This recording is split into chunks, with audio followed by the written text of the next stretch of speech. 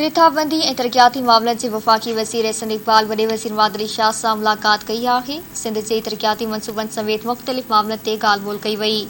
इस्लामाबाद में मुलाक़ात दौरान सिंध जे तरक़ियाती मनसूबनि K4 KCR ऐं हैदराबाद सकल मोटरवे ते ॻाल्हि ॿोल्हि कई वई। उन मौक़े ते वफ़ाक़ी वज़ीर एहसन इक़बाल चयो त गुज़िरियल 4 ॾींहनि दौरान सी पैक ते बिल्कुल बि कमु नाहे करायो वियो। एहसन इक़बाल चयो त नव मां पहिरियों सनती ज़ोन 2024 ॿियो 2023 ऐं टियों 2027 में शुरू थींदो।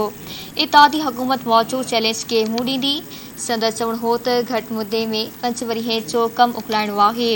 वॾे वज़ीर मुआद अली शाह चयो त कराची सर्कुलर रेलवे मनसूबो वज़ीर आज़म जी पहिरीं अवलियत में शामिल आहे। वॾे वज़ीर चयो त 3.5 वरहनि दौरान KCR ते को बि कमु नाहे थियो। अॻूणी हुकूमत सिंध जे तरक़ियाती मनसूबनि में सभिनी खे नज़रअंदाज़ कयो। मुराद अली शाह K4 मनसूबे ते तेज़ीअ सां कमु करण जी ज़रूरत आहे।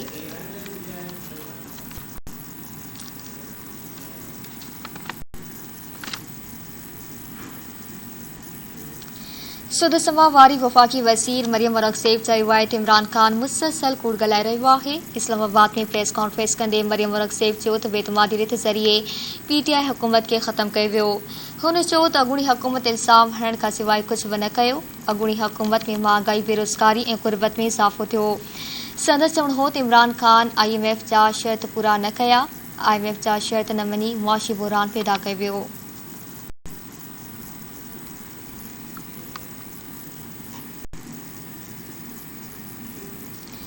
बलूचिस्तान में सिक्योरिटी फोर्सेस ऐं दहशतगर्दनि विच में फायरिंग जी ॾिवट में मेजर शहीद थी वियो। हिकु एहलकार ज़ख़्मी थी वियो।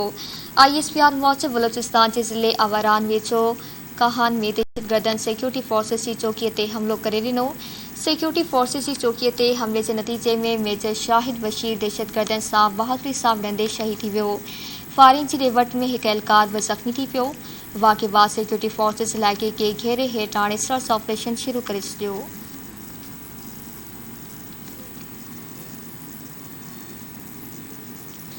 PP चेयरमैन बिलावल भुट्टो ज़रदारी पारां आवारान में सिक्योरिटी फोर्सेस ते हमले जी मज़म्मत कई वई आहे। बिलावल भुट्टो ज़रदारी मेजर शाहिद बशीर जी शहादत ते ॾुख जो इज़हार कयो आहे। बिलावल भुट्टो ज़रदारी चयो आहे त वतन जी हिफ़ाज़त लाइ जान क़ुर्बान कंदड़ मेजर शाहिद बशीर खे हू सलाम पेश कंदा। हुन चयो त सॼी क़ौम दहशतगर्दी ख़िलाफ़ पाक फ़ौज सां गॾु बीठल आहे।